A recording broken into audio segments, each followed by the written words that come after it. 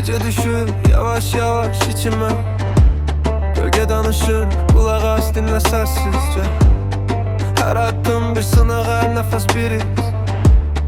Ruhum yanır ama ümidim hele bitmez. Kalbim bir davul kimi döyünür derinden. Acı ve korku iç içe karışır her ritimden. Düşmeler karanlıkta gülür arkamca, ama ben dayanırım sarsılmaz bir dağ kimi kalmağa. I feel the fire rising, İçimdeki fırtına susmaz taş gibi. Karanlığın içinde bile yolumu taparım. Kalbim yanır ama ışık saçarım.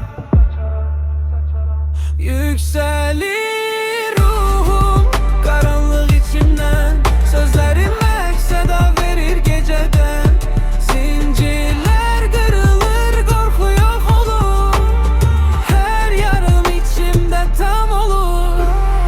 Ateş yanır, ruhum coşar. Gözlerimde fırtına, yuxumda ulduzlar. Karanlık üstüme gelir ama mən hələ işığımı saxlayaram, yüksəlirəm daha. Toprak kokusu, yağış damlaları, her gece içimde bir satır yazır anları.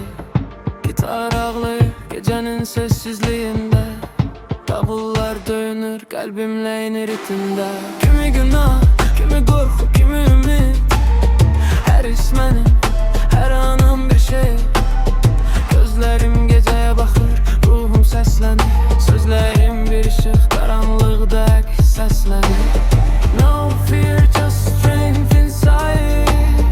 Küllerden doğulur her seherim pride.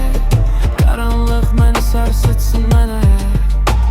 İşığımı saxlayarım, qalib gələcəm hər şeydə.